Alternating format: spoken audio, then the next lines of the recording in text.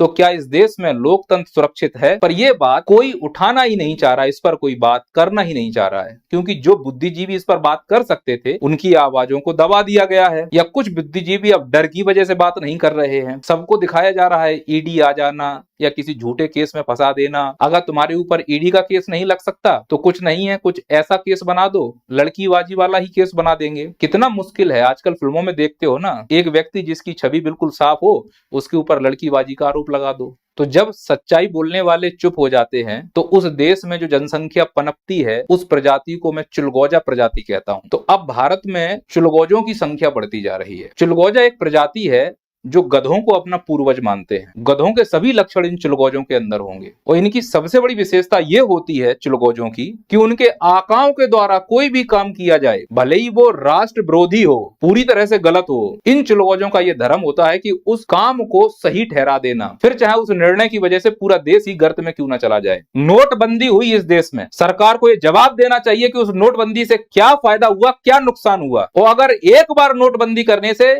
माननीय प्रधानमंत्री मोदी जी ने कहा था मुझे 50 दिन का मौका दो, अगर मेरी नीयत में कोई खोट निकले तो मुझे चौराहे पर आकर सजा देना, मैं चौराहे पर खड़ा हो जाऊंगा आकर। कहां गए वो प्रधानमंत्री जी के वादे? मुझे तो पूरी तरह से खोट दिख रही है। अर्थव्यवस्था चरमरा गई है जब से ये नोटबंदी हुई है, और अगर इसमें कोई कमी नहीं होती तो लोग लाइन में नहीं लगते। जल्दबाजी में लिया गया निर्णय था ये। और अगर नोटबंदी इतना ऐतिहासिक फैसला था तो माननीय प्रधानमंत्री मोदी जी किसी भी रैली में नोटबंदी का जिक्र करने से नहीं चूकते। जिस प्रकार से वो राम मंदिर का जिक्र करने से नहीं चूकते, 370 का जिक्र करने से नहीं चूकते, एयर स्ट्राइक का जिक्र करने से नहीं चूकते, वैसे ही नोटबंदी का जिक्र करने से नहीं चूकते आप, क्योंकि वो निर्णय आपका गलत था। अब चुलगोजों का धर्म है उस गलत निर्णय को सही ठहराना। ये चुलगोजे आपको न्यूज एंकर के रूप में मिलेंगे, या गली मोहल्ले में युवा नेताओं के रूप में इनकी पहचान की जा सकती है। और अगर ये नोटबंदी का निर्णय सही था तो वापस से 2000 के नोट, गुलाबी नोट क्यों बंद किए गए? और मेरा प्रश्न तो ये है माननीय प्रधानमंत्री मोदी जी से कि जब 2016 में नोटबंदी हुई तो आपने आकर बोला था 8 बजे से कि रात को 12 बजे से ये लीगल टेंडर नहीं होंगे 500 और 1000 के नोट। और जब दूसरी बार नोटबंदी यानी 2000 का नोट बंद किया गया तो फिर आपने आकर जनता को संबोधन क्यों नहीं किया? अगर पहली बार शुरुआत आपने की थी तो फिर अंत भी आपको करना चाहिए था। स्पष्ट दिख रहा है कि कहीं ना कहीं आपसे गलती हुई है, नियत में खोट है, पर यह बात उठाने के लिए आपके पास प्रमाण होने चाहिए। दूसरा, अगर आप इस प्रकार की बातें करोगे तो हो सकता है ये मेरा अंतिम वीडियो हो, पर मैं थक गया हूं इस सड़े हुए सिस्टम से। जो मेरे साथ हो सकता है आप कीजिए। इन चुलगोजों को ये लगता है कि जो वर्तमान बीजेपी सरकार है ये हिंदुत्व की हितैषी है, गरीबों की हितैषी है, महिलाओं की हितैषी है, तो क्यों ना पहले इसी पर बात कर ली जाए। इलेक्टोरल बॉन्ड पर हम बात करेंगे बाद में। क्या सच में यह सरकार हिंदुत्व की हितैषी है? जब अयोध्या में राम मंदिर बना था तो हिंदू धर्म के जितने धर्म गुरु थे वो मंदिर के बाहर बैठे हुए थे, और तथाकथित नेता मंदिर के अंदर पूजा कर रहे थे। अगर ये हिंदू के हितैषी होते तो धर्म गुरुओं को मौका देते भगवान राम की पूजा करने के लिए। भगवान राम का मंदिर अधूरा था, प्राण प्रतिष्ठा कर दी गई, अब उसके ऊपर कलश बनेगा तो मजदूर उस कलश पर पैर रखेगा, वो पैर कलश पर नहीं भगवान के सिर पर माना जाएगा। हमारे भगवान का अपमान हो रहा है। कैसे बोल सकते हो कि ये हिंदू हितैषी हैं? और सबसे बड़ी बात कि जिस देश में छत्रपति शिवाजी महाराज हो, जिस देश में महाराणा प्रताप, राणा सांगा जैसे वीर हुए हो, उस देश में किसी से हिंदू के संरक्षण की बात करनी पड़ेगी हमको? हमें किससे डर? ये देश हिंदुस्तानियों का है, किसके संरक्षण की बात कर रहे हो? हमारे घर में घुसकर ही हमको कोई धमका दे, ऐसा हो सकता है क्या? नहीं, ये माहौल बनाया जा रहा है, ये माहौल बनाया जा रहा है। ना हम तब दबे थे ना हम अब दबेंगे, लेकिन मैं स्पष्ट बोलता हूं कि ये सरकार हिंदू का चोला उड़कर केवल अपनी राजनीति कर रही है, नहीं तो इन धर्म गुरुओं का अपमान नहीं होता। कुछ लोग जो बोलेंगे कि ये सरकार युवाओं के लिए काम कर रही है, अरे मोदी जी ने कहा था 2 करोड़ रोजगार देंगे, फिर बाद में मोदी जी ने उस तिहाड़ी को इंटरव्यू देते हुए कहा था कि क्या आप पकोड़े तलने को रोजगार नहीं मानेंगे? 2 करोड़ से पकोड़े पर आ गए। कैसे मान लूं कि यह सरकार युवाओं के लिए काम करना चाहती है? माननीय मोदी जी, रोजगार और आजीविका में अंतर होता है। पकोड़े तलने से आजीविका चलती, उसे रोजगार नहीं कहते। और अगर ये देश सच में युवाओं की चिंता करता तो जो सरकारी नौकरियों की प्रक्रिया चल रही है, जो कि ज्यादा लंबा नहीं जाएगी, क्योंकि अब टेंडर प्रथा शुरू हो चुकी है चंदे की वजह से, इसीलिए तो सरकारी नौकरियां निरंतर कम होती जा रही हैं। और प्राइवेट में नौकरियां कैसे निकलती हैं वो सबको मालूम है। पर जितनी भी सरकारी नौकरियां निकल रही हैं उसमें भारत का प्रत्येक युवा या तो वैकेंसी बढ़ाने के लिए धरने पे जाता है, या रिजल्ट निकालने के लिए धरने पे जाता है, या फिर पेपर लीक हो जाए इसलिए धरने पर जाता है। उसको सिर्फ और सिर्फ प्रताड़ना मिल रही है। कैसे मान लूं ये सरकार युवाओं की हितैषी है? जिस सरकार को इस देश के युवा की पीठ थपथपानी चाहिए, वही सरकार सत्ता में आने के बाद जब ये युवा अपने आवाज उठाने के लिए दर पे जाते हैं तो उनकी पीठ पर लाठियां भांज दी जाती हैं। कैसे बोल दूं कि ये सरकार युवाओं की हितैषी है। कुछ लोग अजय बोलेंगे गरीबों के कल्याण किया है। मैं मानता हूं इस बार बजट में एमपीआई के द्वारा 25 करोड़ लोगों को गरीबी से बाहर निकाला गया। मोदी जी ने कहा कि 80 करोड़ लोगों को अनाज इसलिए दे रहे हैं जिससे कि वापस वो गरीबी में ना आ जाए। मोदी जी मैं क्लियर कर दूं, 80 करोड़ जो अनाज दे रहे हो आप, उससे भुखमरी दूर होती है, गरीबी नहीं। तो 80 करोड़ अनाज का मतलब है कि भारत में 80 करोड़ लोग भुखमरी के स्तर पर हैं, जो गरीबी से भी खतरनाक स्थिति होती है। गरीबी दूर करने के लिए आप एमपीआई का इस्तेमाल कर रहे हो, जिसमें कई आयाम होते हैं। अनाज भुखमरी का सूचक है, गरीबी का नहीं। तो अगर आप 80 करोड़ लोगों को अनाज दे रहे हो तो आप ये पूरी दुनिया को बताना चाह रहे हो कि देश में गरीबी से भी बदतर हालत है भुखमरी की। और रही बात गरीबों की, तो गरीबों की स्थिति कभी प्लेटफॉर्म पर जाना, रेलवे प्लेटफॉर्म पर जनरल डब्बों में समझ में आएगा कि भेड़ बकरियों की तरह भरकर जाते हैं डब्बों में। बुलेट ट्रेन चलाने वाला यह देश 4 जनरल डब्बे नहीं जोड़ पा रहा है। छठ पूजा होती है बिहार की, जानवरों की तरह भर के जाते हैं ट्रेन में, 2 एक्स्ट्रा ट्रेन की व्यवस्था नहीं हो पा रही है। कैसे मान लूं ये सरकार गरीबों के लिए काम कर रही है। और चिलगोजों की संख्या ज्यादा है, वो तो महिमा मंडल करेंगे कि ये सरकार किसानों की हितैषी है। अरे जिस सरकार में 2-2 बार किसान आंदोलन करें और सरकार उनकी बात को सुनने को तैयार नहीं है, बाद में सरकार फिर थूक कर चाट ले, वो बात अलग है। झुकना पड़े वो बात अलग है। लेकिन एक तरीका होता है कि तुम्हारे दरवाजे पर अगर कोई आ रहा है। इस सरकार की ये हालत है कि अगर युवा किसी संस्था के दरवाजे पर जाए, जैसे मध्य प्रदेश पीएससी में युवा आयोग के सामने धरना देते रहे, कोई भी अधिकारी बात करने नहीं आया। किसान भी धरना दे रहे हैं, आंदोलन कर रहे हैं, अधिकारी कोई आए बात कर ले, एक बार क्या समस्या है अपना ज्ञापन दे दे, आप उनको कन्विंस कर लो। अगर कन्विंस नहीं कर पा रहे तो तुम इसका मतलब उनकी बातों को समझ नहीं पा रहे हो, केवल अपने मन की बात सुनाने में लगे हुए हो। ऐसी मन की बात को अचार डालेंगे अगर तुम सामने वाले मन की बात नहीं सुनना चाह रहे हो। आंदोलन पर बैठा है किसान, कैसे मान लो ये सरकार किसान की हितैषी है। अब चिलगोजे बोलेंगे नहीं ये सरकार तो महिलाओं की सुरक्षा करती है। महिलाओं की सुरक्षा? जिस सरकार में सांसद के ऊपर पहलवानों के शोषण का आरोप, उसका बाल बांका नहीं हो रहा है, कैसे मान लूं ये सरकार महिलाओं की सुरक्षा करे? मजाक चल रहा है क्या महिलाओं के मामले में? अरे हौसी हैं ये लोग। तो बीजेपी के आईटी सेल के 3 छर्रे, इनके फोटो आप देख पा रहे हो, बड़े बड़े लोगों के साथ फोटो हैं। आईआईटी बीएचयू लड़की के साथ बलात्कार किया था, 60 दिन तक यूपी पुलिस पकड़ नहीं पाई। वो यूपी पुलिस जो रातों रात भैंस ढूंढ लाती है। वो इन हरामखोरों ने मध्य प्रदेश में प्रचार किया था, चुनाव के बाद इनको पकड़वाया गया। कैसे मान लूं ये सरकार महिलाओं की सुरक्षा के लिए काम कर रही है। बिल्किस बानो में 11 आरोपी रिहा हुए, गुजरात में इन हरामखोरों को माला पहना के स्वागत किया गया। मैं कैसे मान लूं ये सरकार महिलाओं की सुरक्षा कर रही है।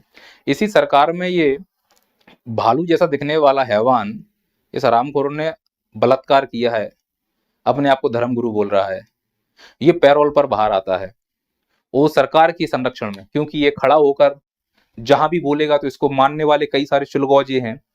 तो लगता है भगवान आ गए, भगवान बोलेंगे इसको वोट दो, इसका भी काम, सामने वाली पार्टी का भी काम। चिलगौजे बोलेंगे नहीं स्टार्टअप के लिए किया है, डिजिटल इंडिया, स्टार्टअप इंडिया।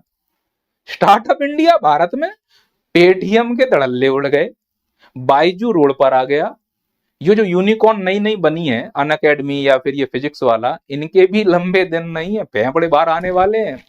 क्योंकि इस देश में जब चंदा दो ठेका लो प्रोसेस चल रहा है, तो बड़े बड़े उद्योगपति छोटी मोटी मछलियों को पनपने ही नहीं देंगे। वो चाहते हैं कि सब काम हम ही कर लें, चड्डी बनियान से लेकर हेलीकॉप्टर हम ही बेचें, दूसरा कोई डेवलप ही ना हो पाए। सरकार भी उसके सहयोग में खड़ी हुई है। 13 मार्च को रिपोर्ट आएगी एसबीआई की, दूध का दूध पानी का पानी हो जाएगा कि किसने किसको कितना चंदा दिया है और बदले में सरकार ने उनको क्या दिया है। अगर इसमें सरकार कोई बीच में बदमाशी नहीं करती है, बदमाशी तो करेंगे, प्रकृति ही बदमाशी की है। तंड बंड करना इनका प्रमुख उद्देश्य है। अब चूंकि इनके चेहरे सामने आ रहे हैं, अब कितने सामने आएंगे वो ठीक है, ये भी हो सकता है मेरा ये अंतिम वीडियो, औकात से ज्यादा बोल रहा हूं मैं। ये लाला रामदेव भगवा कपड़ा पहनकर पूरे भारत को मूर्ख बना रहा है। सुप्रीम कोर्ट ने कहा है कि तेरे प्रोडक्ट में मिलावटी सामान है। इंसान मिलावटी है, दिखता नहीं है। ये कभी अपने आप को पंडित कहता है, कभी अपने आप को ओबीसी कहता है। नंबर 1 का झूठा आदमी है ये, इससे बड़ा झूठा ही नहीं हो सकता कोई। तो जिस देश में पाखंडी झूठे भगवा पहन रहे हो, भगवा का अपमान है, इसके ऊपर भगवा शोभा नहीं देना चाहिए मेरे हिसाब से। नहीं, इस देश में लोकतंत्र की रक्षा हो रही, भारत लोकतंत्र की जननी है। लोकतंत्र की रक्षा, चंडीगढ़ का चुनाव हुआ था, ये रहा लोकतंत्र का हत्यारा। क्या कर लिया इसके लिए? सरेआम इसने धांधली की, सुप्रीम कोर्ट ने फटकार लगाई, कुछ हुआ इस देश में? नहीं नहीं, ये सरकार, बोलने की स्वतंत्रता बोलने की स्वतंत्रता है सरकार में? अरे चुलगोज हो, इनको देखो दलालों को। ये वो दलाल हैं, किसी की पार्टी हो, मान लो अभी कांग्रेस होती तो ये कांग्रेस के तलवे चाट रहे होते, बीजेपी है तो बीजेपी के तलवे चाट रहे हैं, फिर कोई पार्टी आएगी उसके इनका काम ही है तलवे चाटने। इनके जो बच्चे पल रहे हैं वो तलवे चाट के ही पल रहे हैं, ये न्यूज एंकर थोड़ा ना, ये दलाल हैं।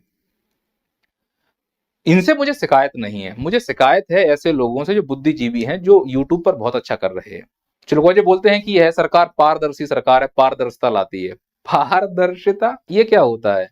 अभी सुप्रीम कोर्ट ने इलेक्टोरल बॉन्ड को असंवैधानिक घोषित किया है, ये बहुत बड़ा धब्बा है, क्योंकि ये सुप्रीम कोर्ट ने जो असंवैधानिक घोषित किया है, ये आर्टिकल 14 का उल्लंघन है।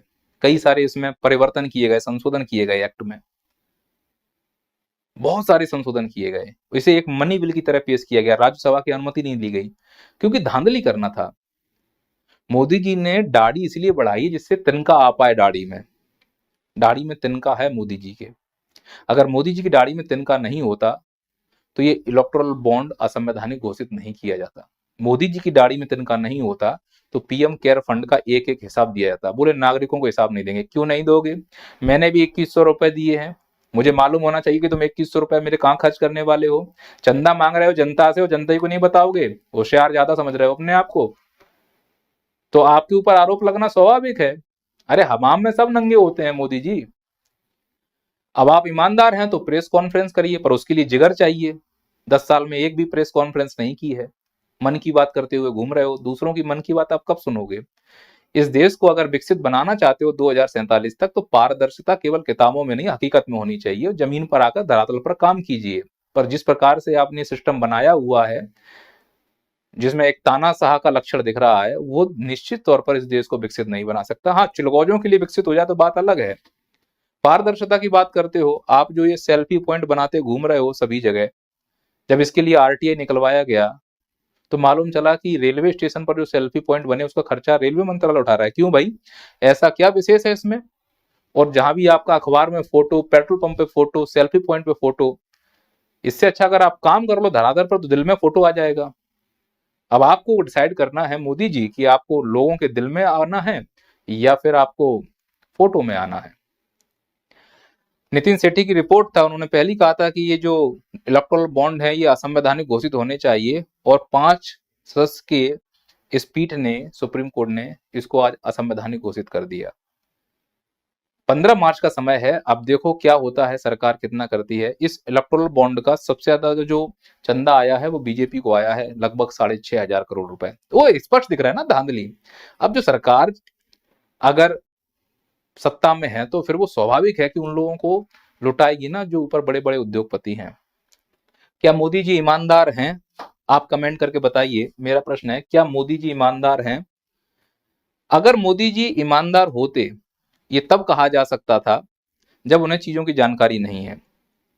मैं मोदी जी की ईमानदारी पे इसलिए शक कर रहा हूं कि एक बार अजीत पवार के लिए उन्होंने कहा था कि ये व्यक्ति भ्रष्ट है, और उसके 3 या 4 दिन के बाद उसी अजीत पवार को पार्टी में शामिल कर लिया गया। इसका मतलब मोदी जी के नाक के नीचे ये सब हो रहा है। अगर आप उस कार्य में संलग्न हैं तो आप भी भ्रष्टाचारी हैं। आप भ्रष्टाचारी तब बड़े हो जाते हैं जब आप ईमानदारी का ढोंग करते हैं और भ्रष्टाचार कर रहे होते हैं, तब आपसे बड़ा भ्रष्टाचारी कोई नहीं होता। बीजेपी क्या वॉशिंग मशीन है? पार्टी के नेतृत्व कर रहे हो आप, अगर प्रधानमंत्री हो तो लात मार के निकालो ऐसे लोगों को, जेल में डालो। नहीं, अजीत पवार सिंचाई घोटाला बीजेपी में शामिल, एविएशन घोटाला प्रफुल्ल पटेल बीजेपी में शामिल, महाराष्ट्र सदन घोटाला छगन भुजबल बीजेपी में शामिल, हसन मुशर्रफ शुगर मिल घोटाला बीजेपी में शामिल, हाउसिंग घोटाला नारायण राणे बीजेपी में शामिल। तो मैं कैसे मान लूं मोदी जी की आप ईमानदार हो? हम में तो सब नंगे हैं, हो तो आखिरकार आप भी राजनेता। बस धर्म की अफीम चटा दी है चिलगोजों को। शुक्र है कि मैं उन चिलगोजों में शामिल नहीं हूं। यह देश मेरा भी है, अगर इस देश में कुछ गलत होगा तो मैं बोलूंगा। मैं किसी के बाप से नहीं डरूंगा।